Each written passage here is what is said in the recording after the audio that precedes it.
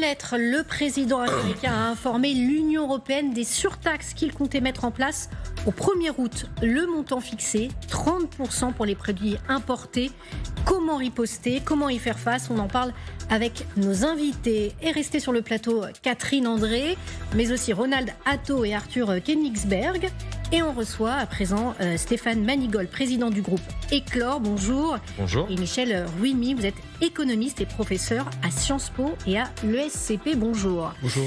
Alors, il n'est pas simple de suivre le président américain sur la taxation. Donald Trump menace, recule, menace à nouveau. Je vous le disais, il a donc informé Ursula von der Leyen de sa décision en matière de surtaxe. À partir du 1er août 2025, nous imposerons à l'Union européenne un droit de douane de seulement 30% sur les produits européens envoyés aux États-Unis. La présidente de la Commission européenne qui a réagi. Imposer des droits de douane de 30% sur les exportations de l'UE perturberait les chaînes d'approvisionnement transatlantiques essentielles au détriment des entreprises et des consommateurs des deux côtés de l'Atlantique. Michel Ruimi, si ça se concrétise, c'est une très mauvaise nouvelle pour les entreprises européennes et françaises. Oui, mais c'est pas encore. Je pense que cette annonce de Donald Trump, il avait dit et promis des choses en avril. Il nous a laissé 3 mois pour négocier. On est le 13 juillet, et le 9 juillet sont passés. Donc il nous laisse une certaine mesure encore jusqu'au 1er août. Donc c'est un coup de pression. Mais ça veut dire que jusque-là, les négociations, elles n'ont pas abouti. Oui, ça les faits sont là. Mais la question, c'est justement, ça va pas assez vite pour Donald Trump, donc il nous remet un coup de pression là-dessus. Maintenant, ce qui va se passer, c'est pendant les presque 3 semaines qu'on a, il faut passer à l'acte. Et la question, c'est est-ce que l'on va arriver sur ce schéma de 30%, voire plus ou moins en fonction des négociations. Et là, ça peut bien sûr avoir des impacts à court, moyen, long terme pour l'économie européenne et française également. Stéphane Manigol, concrètement, on a peur dans de nombreux secteurs. Qu'est-ce qu'on se dit? Qu'est-ce qu'on a à l'esprit actuellement? Il faut quand même intégrer que la balance commerciale entre les États-Unis et l'Europe, c'est 235 milliards en notre faveur. Donc c'est conséquent. Je vais prendre quelques exemples sur l'industrie automobile. C'est-à-dire que l'impact, il est très important. Il va être conséquent sur l'automobile, l'aéronautique, les vins et les spiritueux, le luxe. Rien que sur l'automobile, nous exportons globalement 700 000 véhicules par an. Une hausse, pour vous donner un exemple, une DS7 aux États-Unis aujourd'hui coûte 47 000 $. Demain, elle va coûter 61 000 $. Donc ça a un vrai impact pour nos entreprises. Je rappelle que nous avons des usines dans l'est de la France. Je suis alsacien, je connais bien cette marque Peugeot Citroën. Ils sont fabriqués à Mulhouse, à Sochaux. Sur les spiritueux, nous exportons 3,6 milliards. La France, c'est le premier marché mondial d'exportation, 3,6 milliards, c'est conséquent. Ça veut dire que demain, nous aurons des pertes qui sont estimées pour la première année de 800 millions de $. Donc c'est vraiment impactant tant pour l'économie que pour nos entreprises françaises et nos petites entreprises. Je rappelle que sur les spiritueux, nous avons des petits vignerons, des PME, des artisans qui exportent lourdement. Et moi, vous savez que je suis attaché à la défense de l'artisanat. Ce qui me met en fait en colère, c'est au fond cette Europe qui est molle face à un Donald Trump qui est hyper offensif. Moi, je suis ulcéré. Je vous donne un exemple. McDonald's, dans le monde entier, c'est 25 milliards d'euros de chiffre d'affaires. Vous avez tous en tête l'image de Donald Trump dans l'avion avec Elon Musk en train de célébrer la victoire avec un menu chez McDonald's dans son avion. 25 milliards, c'est le chiffre d'affaires mondial. Dans le pays de la gastronomie, en France, McDonald's réalise 5,5 milliards de chiffre d'affaires. C'est le premier restaurant français. Eh bien, taxons la malbouffe, taxons les entreprises américaines. La France est devenue la vitrine mondiale de la malbouffe américaine. Vous savez que M. Bayrou, qui cherche de l'argent, 40 milliards. Eh bien, rien que de taxer la malbouffe en France, qui pèse au total 56 milliards, eh bien, rien que de passer la TVA de 10 points à 20 points, ça rapporterait immédiatement dans les caisses de l'État 5,5 milliards. Vous voyez que moi, ce qui m'énerve, c'est le manque d'offensivité. On n'est pas assez offensif, en fait. On est mou. On a Mme von der Leyen qui fait des déclarations, on va continuer à discuter. Mais non, Trump, il aime la castagne. Donc, il faut y aller. Il faut rentrer dans l'arène. Moi, je le dis, il faut réveillez-vous. Catherine, on est mou parce qu'on est divisé. C'est-à-dire qu'on entend beaucoup un argument qui, pour moi, est n'est pas un bon argument de dire qu'on est le plus grand marché de consommateurs, qu'il y a 450 millions de consommateurs. Oui, mais on n'est pas une et même nation, on est plusieurs nations, on est une somme de nations aux intérêts différents. Évidemment que les Allemands, aujourd'hui, ils veulent éviter l'escalade. Eux, ils ne se positionnent pas actuellement pour aller plus loin dans les mesures de rétorsion parce qu'ils seraient presque prêts, les Allemands, à accepter un mauvais deal, des droits de douane à 30% ou moins s'ils arrivent à négocier parce qu'ils ont trop à perdre. La France, c'est sûr que... 30%, ils seraient capables d'accepter 30%. 25, 30%. Si... En fait, ce qu'ils voudraient, c'est des accords par secteur et ils seraient prêts à accepter sur certains secteurs, finalement, des droits de douane prohibitifs. Eux, ils veulent éviter l'escalade. La France, elle se positionne plutôt justement pour des mesures de rétorsion. Mais si vous faites des paquets de sanctions, il y en a un de 21 milliards sur des produits américains qui pour l'instant est mis sur pause, qui va peut-être être réactivé. Il y a d'autres paquets de sanctions, 50 à 60 milliards envisagés sur d'autres produits. Il y a cette fameuse arme anti-coercition dont on parle beaucoup, l'arme fatale. Mais il faut une adhésion européenne et on voit bien que l'Allemagne, l'Italie sont pas forcément pour l'escalade. La France aimerait bien aller plus à la fin. Il n'y a pas que l'Europe. Les États sont souverains. La taxe que je propose, la taxe McDonald's, on n'a pas besoin de l'Europe. On peut la mettre cet après-midi. J'ai écrit un livre sur le sujet, donc je peux vous dire que je vous rejoins sur le sujet, mais il y a les lobbies en France, les lobbies de l'alimentation, et ils empêchent effectivement cette évolution vers une taxation de la malbouffe et des aliments ultra transformés. Je vais lire votre livre. Voilà. Alors, l'Union européenne qui ne baisse pas les bras, voici ce que dit Ursula von der Leyen. Nous restons prêts à poursuivre le travail avec un accord d'ici le 1er août. Et la ministre allemande qui nous dit il s'agit maintenant pour l'Union européenne, dans le temps qui lui reste, de négocier de manière pragmatique une solution avec les États-Unis qui se concentre sur les principaux points de conflit. C'est une Europe molle, comme dit Stéphane Manigold ? C'est une Europe prudente, je crois. Molle. Sur les mots. La Commission a un mandat des 27 pays membres pour effectivement faire ces négociations. Mais à chaque point de négociation, elle doit retourner vers les 27 États membres. Et je ne suis pas sûr, il faut rester très prudent sur le fait que effectivement une Europe beaucoup plus offensive avec Donald Trump donnerait des résultats positifs pour tous les pays européens. Aujourd'hui, effectivement, on peut s'interroger sur est-ce que l'Europe doit véritablement répondre de façon très offensive à Donald Trump pour des résultats à court, moyen ou long terme. La question, elle reste totalement en suspens. Est-ce que c'est avec passion qu'on doit réagir ou c'est avec raison? Aussi en nous concentrant sur nos propres problèmes économiques internes à l'Europe. C'est-à-dire que les problèmes économiques de l'Europe, ce n'est pas que Donald Trump. Pourquoi l'Europe aujourd'hui est-elle en train de décrocher à un niveau compétitif? Pourquoi l'Europe est-elle en train de décrocher sur l'innovation, sur les nouvelles technologies? C'est ça aujourd'hui aussi que les questions que l'Europe doit se poser. Il n'y a pas que ces questions de droits de douane et de réaction face à Donald Trump. Donald Trump profite énormément de nos faiblesses. Et aujourd'hui, l'Europe, elle doit traiter ses faiblesses. Mais ce n'est pas forcément dans les déclarations et en montrant les muscles et en étant très martial avec Donald Trump. On parle des Européens qui ont accueilli Donald Trump il y a 2 semaines au sommet de l'OTAN à La Haye et où ils ont été très sympathiques, les Européens, très déférents. Jusqu'à un secrétaire général de l'OTAN l'appelant Daddy.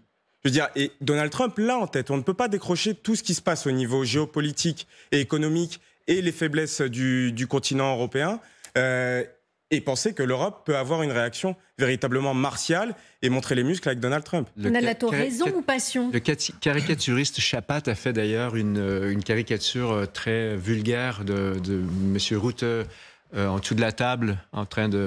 Le chef de l'OTAN. Cadeau à monsieur Trump, c'est terrible l'image qu'on a. J'ai un vieux texte de 2016 écrit par 2 Allemands, Home Alone, point d'interrogation, The US Pivot to Asia and its Implication for the EU's Common Security and Defense Policy. C'était avant Trump, et dans le petit résumé, il termine en disant Without deeper defense. Il faut le traduire en français. Hein. Sans une intégration de défense européenne plus forte, nous risquons de devenir une assemblée de nains politiques marginalisés. Et je pense qu'en termes économiques, c'est un petit peu ce qui est en train de se produire. Et le problème, c'est que vous avez des économies européennes qui sont fortement intégrées, ne serait-ce que dans le domaine de la défense, avec les États-Unis, l'Italie en particulier. Ils fabriquent des hélicoptères ensemble. Là, l'Allemagne, je pense, prévoit d'acheter, je ramène ça sur la défense, 15 F-35 supplémentaires. Alors que l'Allemagne est censée construire un avion de 6e génération avec la France. Bien entendu que les Français, quand ils regardent ça, ils se disent... Et les Russes, comme les Américains, jouent de nos faiblesses et de nos divisions. Nous sommes des nains politiques marginalisés, mais aussi économiques marginalisés, malheureusement. Michel Rumi, justement, raison ou passion? Les deux. Non, non, je sais pas un plan en deux parties, deux sous-parties. Non. Ce qu'il faut bien voir, c'est que c'est le temps. En fait, aujourd'hui, en termes de réaction, l'Europe est une région assiégée par 2 pays hostiles. Ce qu'il faut bien voir, c'est que, entre guillemets, j'aime pas ces termes de guerre, mais le pays ennemi des États-Unis, c'est la Chine. Et nous, on est en face de ça. Donc, à court terme, parce que on va pas refaire l'histoire, on n'a pas de réaction de court terme. Par contre, ce qu'il faut bien voir et ce qu'il faut montrer, c'est montrer qu'on a les moyens à court terme de gêner un peu cette imposition, ces actes qu'on nous impose, mais que demain, il faut refaire. Donc ça veut dire qu'aujourd'hui, on n'a pas trop d'armes. On peut le faire. Qu'est-ce qui va se passer? C'est l'arme coercition contre les services, mais à la limite... Alors c'est quoi d'ailleurs ce mécanisme d'anti-coercition? Je veux dire qu'il y a des mécanismes juridiques où concrètement... Aujourd'hui, lorsque vous avez des marchés publics, lorsque vous ouvrez vos ordinateurs, vos logiciels, etc., vous avez que, on va dire, des logiciels américains, ou du moins. Donc ce qui veut dire que si on entrave, entre guillemets, l'accès à ces marchés, eh bien les Américains auront moins d'opportunités de déboucher. Donc, alors, la question, c'est quoi? C'est jusqu'où ça peut aller, parce qu'on risque d'être pénalisé. Donc là aussi, c'est une question de mesure. Donc l'arme de coercition, c'est pas l'arme fatale, c'est pas l'arme unique.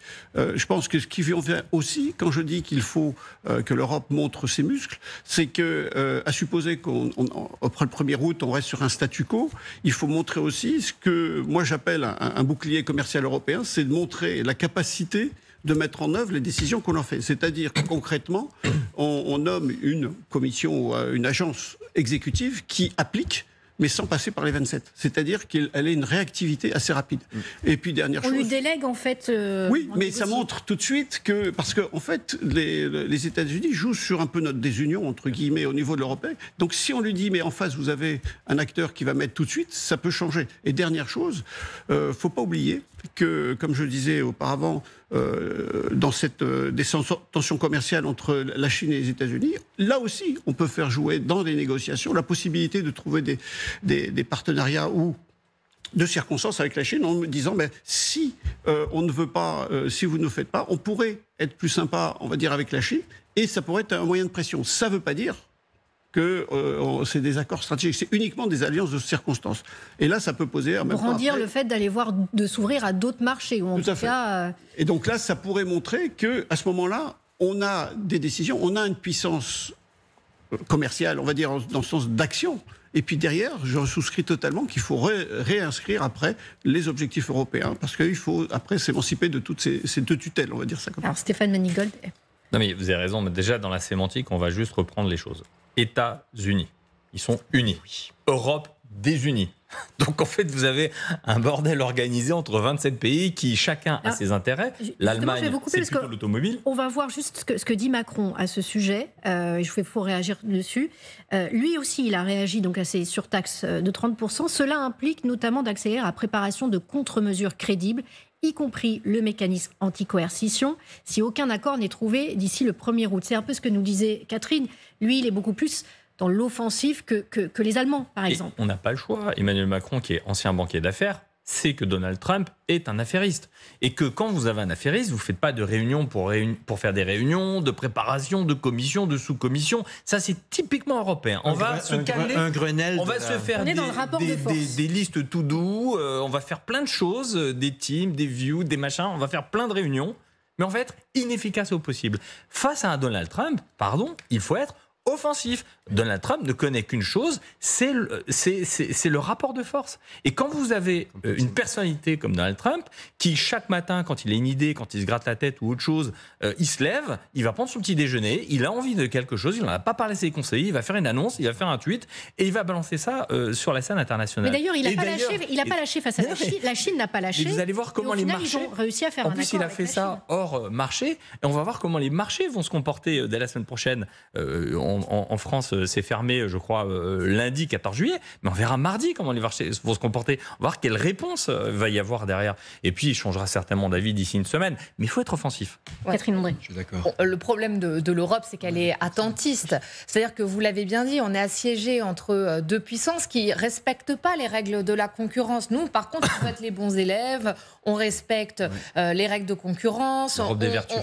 On a une réglementation, un trop-plein de réglementation, on est les bons élèves et on ne réagit pas à ces menaces extérieures. Quand on regarde la manière dont on se désindustrialise en Europe, l'hémorragie, le déclin de notre industrie, c'est parce que notamment on ne s'est pas protégé des Chinois. Ça ne va pas améliorer les choses qui se passent actuellement avec Donald Trump. Ça va encore saigner l'industrie européenne. L'Europe, quelque part, elle est faible dans son action, dans sa réaction. Elle est longue à la détente. Et c'est peut-être la réaction sera peut-être plus rapide pour les marchés financiers et poussera peut-être Donald Trump à reculer. Je ne suis pas sûre que l'Europe va réussir à se mobiliser rapidement. Mais en même temps, Donald Trump, il veut négocier avec plus de 90 pays. Pour l'instant, il a fait des accords qu'avec 3 pays. Et encore, Donc le Vietnam, c'est pas fait. finalement ce caractère offensif, ce rapport de force, est-ce qu'on peut considérer qu'il fonctionne quand il n'y a que 3 accords conclus? Je ne suis pas convaincu. Et je pense que c'est les marchés qui décident finalement bien davantage que le Donald Trump en prenant ses œufs et son bacon le matin. Il teste là. Il teste les marchés. Il teste, et d'ailleurs, vous avez il est moqué souligné parce que seulement 30%. Seulement 30%. Parce qu'il avait demandé 50%. Donc, il fonctionne de cette façon-là. Il menace.